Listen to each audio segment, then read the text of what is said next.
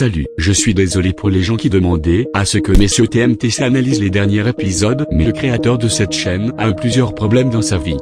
Donc il ne pouvait pas continuer. Alors il m'a demandé à moi si je voulais bien continuer d'analyser les vidéos. Car à l'époque je l'aidais à déchiffrer les codes, ce qui permet de mieux comprendre pourquoi j'ai choisi maintenant ce nouveau format de vidéo. Quand j'ai appris que Hadkaz allait sortir l'épisode final, j'ai tout de suite accepté de reprendre le relais. Si je suis de retour pour cette vidéo, c'est pour vous analyser l'épisode final que Hadkaz vient de sortir.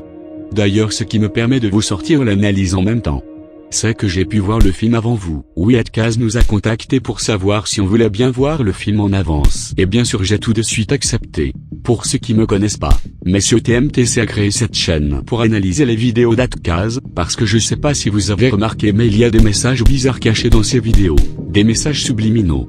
Et si t'as jamais rien remarqué sur tous ces épisodes, et bah c'est chaud quand même car le truc que Hadkaz doit répéter plusieurs fois c'est bien d'être observateur. Son logo avec l'œil et sa phrase, nous fait rappeler qu'il faut être attentif. J'ai pu voir plusieurs messages comme celui-ci. C'est vrai qu'on n'a pas l'habitude de voir souvent des youtubeurs cacher autant de mystères dans leurs vidéos. Mais il ne faut pas avoir peur. Au contraire, moi ce qui m'inquiéterait le plus c'est de savoir si Hadkaz avait tout prévu depuis le début.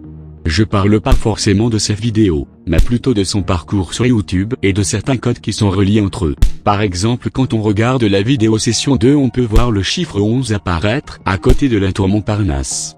On comprend alors que cela fait référence au 11 septembre. Et qu'est-ce que l'on peut remarquer? Bah c'est que l'épisode final vient de sortir le 11 septembre. Bien maintenant on va pouvoir passer aux choses sérieuses. D'abord le titre, les limites de la ville. Les limites fait allusion aux règles et aux lois que l'on peut enfreindre en faisant ce qu'il fait. La ville représente les frontières et la liberté que l'on peut avoir si on dépasse nos limites. En gros si tu dépasses les limites de la ville, tu connaîtras les libertés. Exemple. Au début il dit. Tout ça sont délimité par des règles, ce que vous allez voir sur les limites de la société. Mais qu'est-ce qui se passe si nous les franchissons? On voit que la caméra se tourne pour filmer la statue de la liberté. Ce qui confirme bien ce que je disais.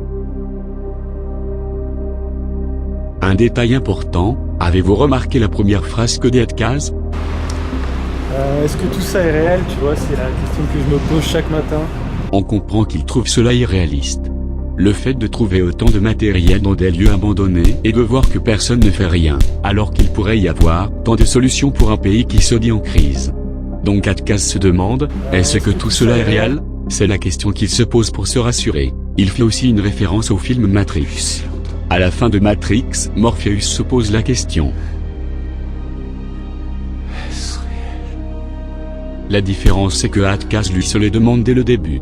Vous aussi vous avez vu l'image subliminale au début, c'est une image de l'épisode numéro 1 de la chaîne de Hadkaz. Dans cet épisode il y a rien d'intéressant, c'est sa vidéo la moins vue de sa chaîne YouTube, et c'est la seule vidéo qui ne concerne pas l'Urbex. Et c'est vrai que plusieurs fois je me suis posé la question sur cet épisode. Pour moi c'était juste un épisode ironique, car l'épisode numéro 2 est au contraire sa vidéo la plus vue, et c'est cette vidéo qui l'a fait connaître.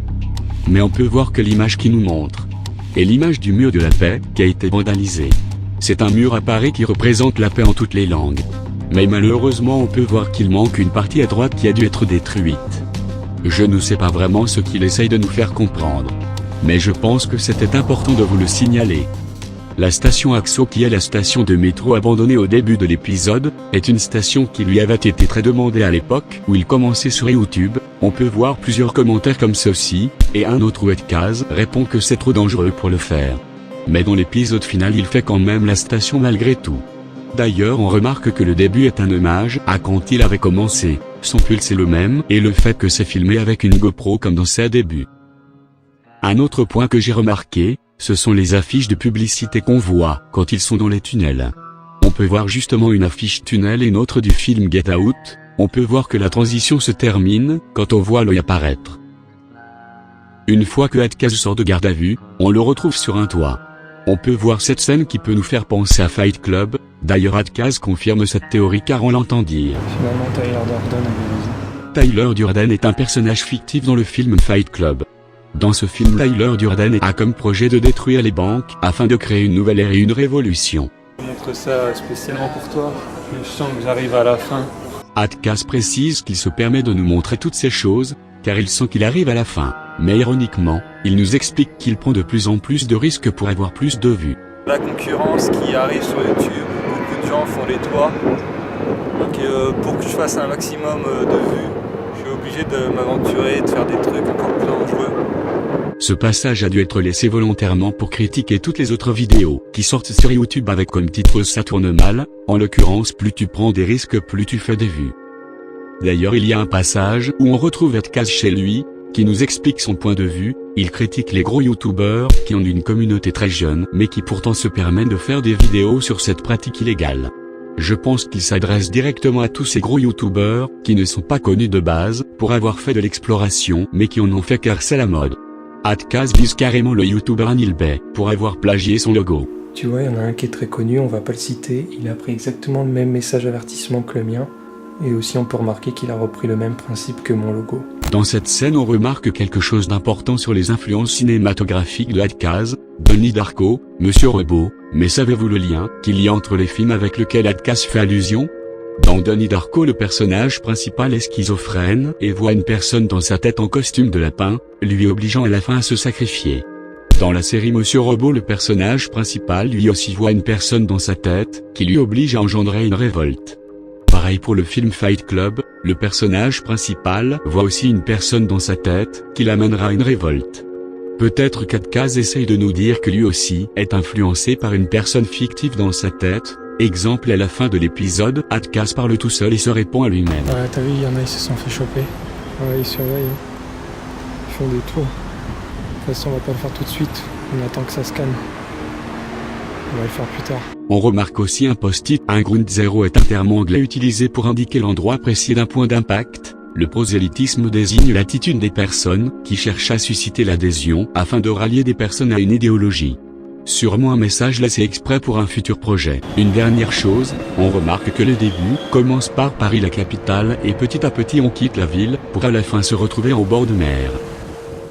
Je vous laisse le choix. Si tu trouves mes explications absurdes et que je vais trop loin, tu peux arrêter la vidéo ici. Ou au contraire si tu veux savoir ce que j'ai réellement compris et le message, qui pour moi Adkaz a tenté de nous parvenir, alors tu peux continuer cette vidéo. Mais sache que ce n'est que mon point de vue, chacun est libre de le voir comme on le veut. Alors comme ça tu préfères rester? Bien. Alors commençons. Rappelez-vous, Adkaz nous avait dit que l'épisode final était un film, mais pourtant quand on le regarde comme ça on a l'impression qu'il ressemble à tous les épisodes d'habitude, mais rappelez-vous aussi qu'il a dit qu'il voulait que le film soit réaliste, et qu'il représente au mieux la pratique de l'exploration urbaine.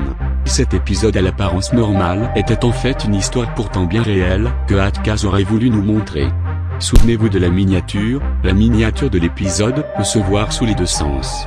Comme deux contraires, le jour et la nuit, la ville et la mer, les limites et la liberté, et bien là cet épisode aussi peut être vu comme un épisode normal ou comme un film.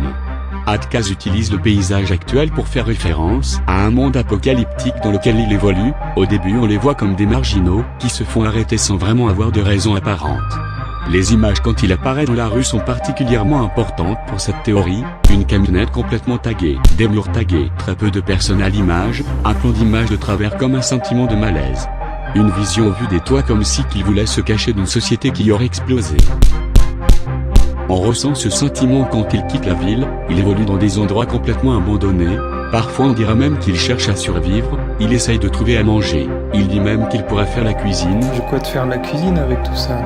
Comme si qu'il parcourait des bâtiments en bâtiments, pour survivre d'une apocalypse, comme dans un bon film catastrophe, il recherche la connaissance du passé dans une école, ou des soins pour survivre dans un hôpital.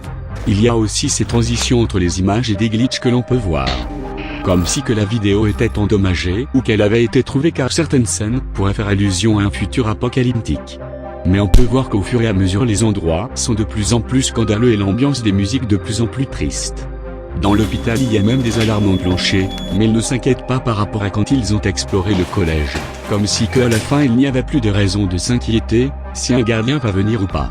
La chapelle abandonnée, avec des mots d'une personne qui l'aurait laissée après avoir appris qu'une catastrophe allait arriver. Toute cette allusion à une apocalypse à travers tous ces lieux abandonnés qui sont pourtant réels, sert à véhiculer un message pour notre futur.